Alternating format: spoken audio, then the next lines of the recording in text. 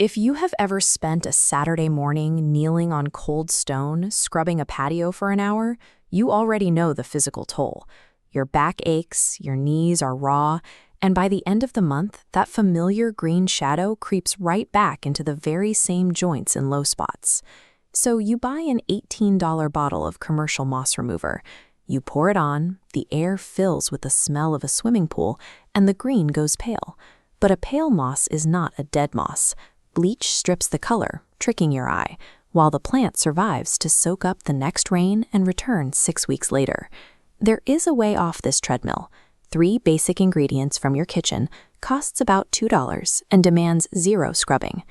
Looking at this cross-section of moss on porous stone, you can see exactly why physical force fails. Moss lacks a true root system. Instead, it uses tiny thread-like filaments simply to grip into the pores of the paving. More importantly, it has no bark and no waxy skin. The entire plant is soft and open, drinking water directly from the damp air and rain like a living sponge. When you scrub, you only prune the top off, leaving those threads embedded in the stone to regrow. To permanently clear a surface, you have to attack that open biology and destroy the plant systemically through rapid cellular dehydration. Before mixing anything, you need the right weather window. You are looking for a sunny morning with a strict guarantee of 0 rain for at least the next 24 hours. Once you have that window, take a stiff broom and sweep the stone completely dry. You are clearing away the leaf litter, grit, and loose soil. Every crumb of dirt left behind is a barrier where your spray will land instead of reaching the plant. Resist the instinct to hose the stone down first. Wetting the surface the way you would soak a dirty pan dilutes the chemistry you are about to apply. External moisture protects the moss. You want the stone entirely dry, and the plant starved of water, forcing it to immediately absorb the lethal solution you put down. This recipe card shows the baseline ratio: 5 parts water, 2 parts standard white vinegar, and 1 part plain salt. Start by pouring 500 milliliters of warm water into an empty spray bottle, followed by exactly 1 level tablespoon of plain, fine table salt. The water must be warm so the salt dissolves completely. Cap the bottle and shake it for 20 seconds until you can no longer feel grit rolling at the bottom. Undissolved coarse salt will instantly block your nozzle. Next, add 200 milliliters of ordinary 5% white vinegar straight into the salt water. Cap it and shake for another 10 seconds.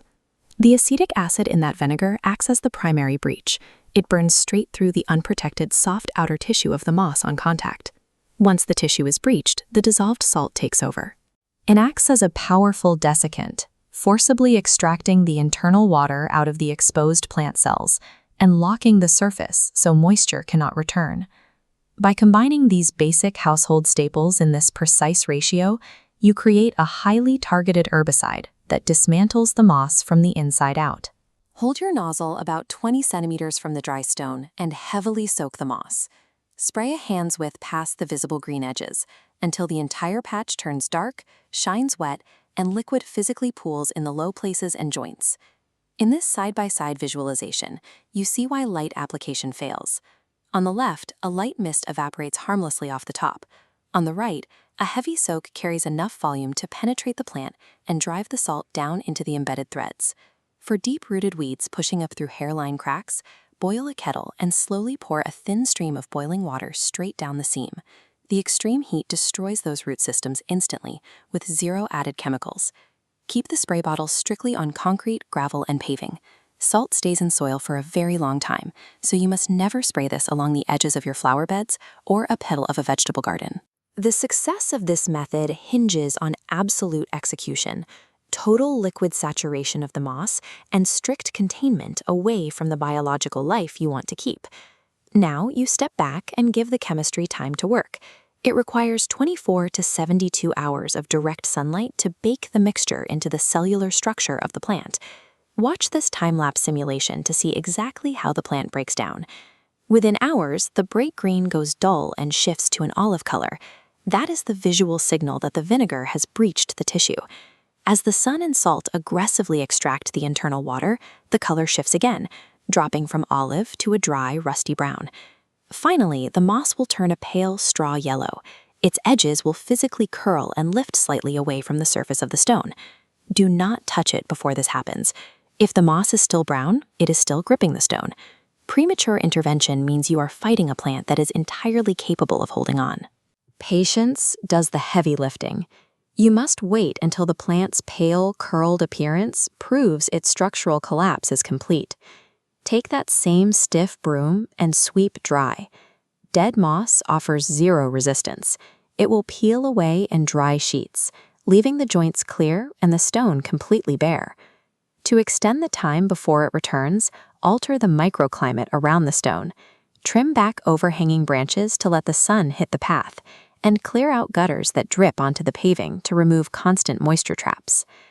This diagram maps out safe application zones, and it carries a strict warning. The highly acidic nature of vinegar will permanently eat into limestone, strip the finish off polished thresholds, and ruin sealed indoor tiles. Reserve this strictly for rough outdoor paving, concrete, and gravel. By applying this spray once in the dry days of April and again in late September, you keep the surface clear year-round. True property maintenance relies on altering the habitat. When you apply basic chemistry and control the sunlight and water, you permanently break the cycle of backbreaking labor.